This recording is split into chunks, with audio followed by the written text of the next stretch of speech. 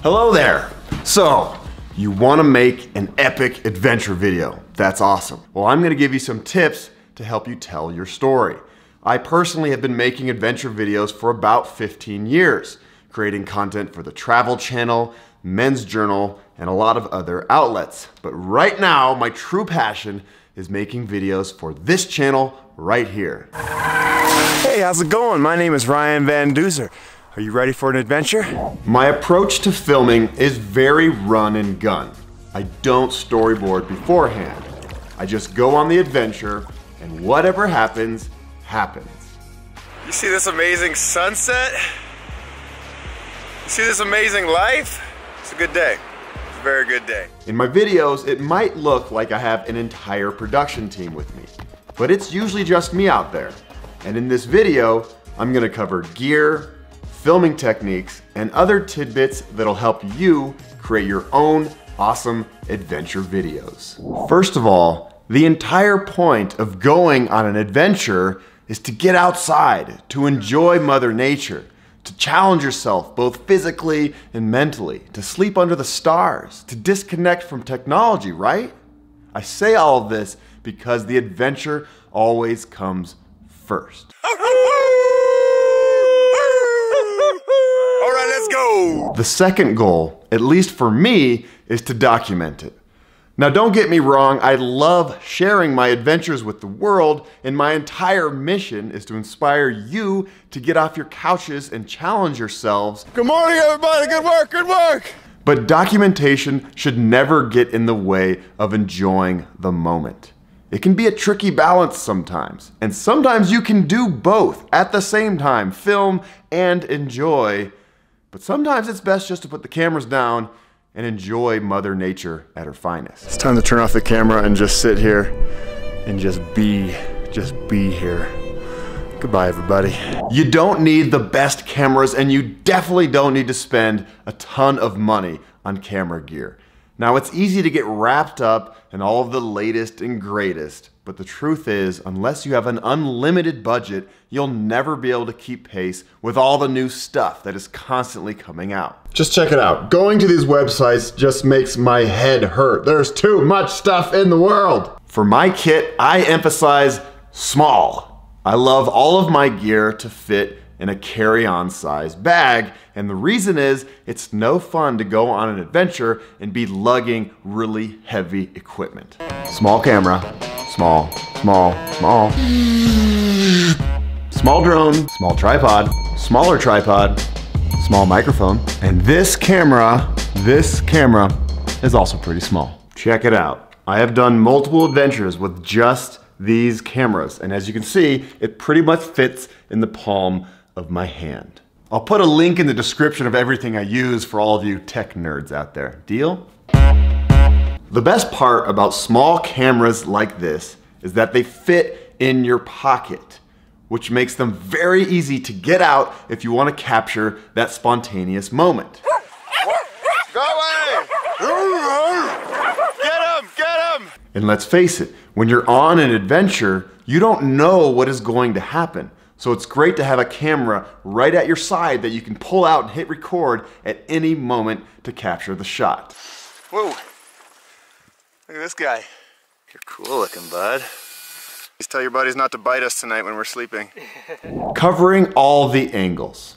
Now I love my action camera because it is so easy to stick on my head and hit record. But hold on just a second. If you put this camera on your head and hit the record button and let it roll for the next 5 hours of your adventure, your footage is gonna be a little bit boring. It's only one angle. Here's what you can do to get a few more different angles. Take that helmet cam off your head and put it on a selfie stick like this. And when you're on your bike or when you're walking, record forward for 10 seconds, record backwards, record your feet, record to the left, record to the right. And then when you edit, you have a lot of different angles to clip to, and it looks way better.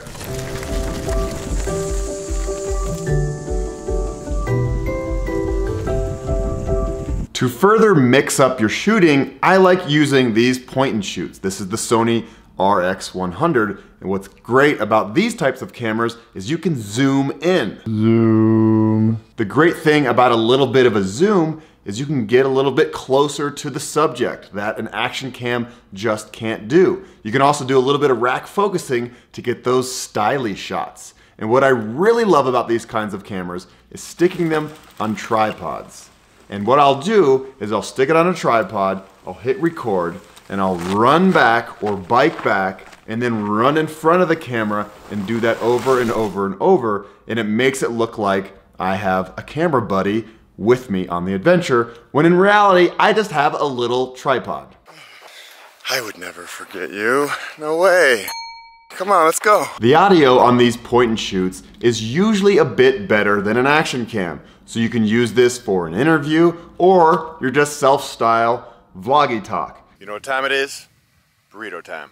Frijoles. Drones have been out for a little while now, and I freaking love them. They've gotten smaller and smaller and smaller. When I first got the Mavic Pro, I was scared to fly it because I thought immediately I was gonna smash it into a tree or to a light pole. But the good thing is they're pretty easy to learn how to fly. And man, these things just open up your ability to show those really huge landscapes. And just like any other camera with a drone, you're gonna wanna get different angles so that when you edit, it looks a little bit more dynamic. So you get a shot from behind, from the front, from straight down pointing at the earth, and off to the side, and it just looks way cooler in your edit. Here's a little fun fact that I don't tell my mom. I control the drone while biking. I know there are a lot of follow features on drones now, but I like to have more control of my shots. I only recommend doing this on roads where there's not many cars. As you can see, I'm not paying attention to anything but the drone. Watch out, there's a power line here. Don't worry, Mom. I promise I'm careful. If you don't film it, it never happened. There are going to be moments on your adventure where the last thing you want to do is pull out your camera because you're so tired, but those are the good moments. That is the good stuff that draws your viewers in. Let's go. Jesus, come on, man. Fuck. This is seriously the most brutal bike route I have ever done or heard of in my life. Tell us how much it hurts. Tell us how much you want your mommy. If you only film the happy moments, you're pretty much making a truck commercial. What I mean here is try to give your viewers a true account of what's happening. It draws them in. Think about your favorite Hollywood movies. We always root for the character who's going through the pain cave. Down, stay down. Rocky! Rocky! I love you! We're all humans. We've all been through tough stuff. And if you show that, I guarantee you, your viewers are gonna start rooting you on. This is insane. At this point, it's all about just one foot in front of the other. It is painful, painful, painful. Here's a big one, audio. Tickle, tickle, tickle, tickle. I personally like to record all of my audio in the moment as it's happening, as opposed to doing a voiceover later on in post. And the reason why I like this is because it just sounds more natural, it sounds more conversational, and you're right there in the moment. So it's just real. When you come home a month later and start editing and you try to match that emotion, it just doesn't sound very genuine, at least for me. It feels really good to be here. Planning this trip at home, looking at the maps, looking at the photos, I didn't really know what to expect. And it's been just absolutely mind-blowing out here. And finally, if you want to start making adventure videos, good adventure videos, you have to put in the effort. And I know that it's a pain in the butt sometimes to pull out your camera gear when you're tired and set it up on tripods and ride by your tripod or run past your tripod or walk past your tripod over and over and over and over. But that's what's necessary to be able to tell a complete story. Mr. Camera, let's go.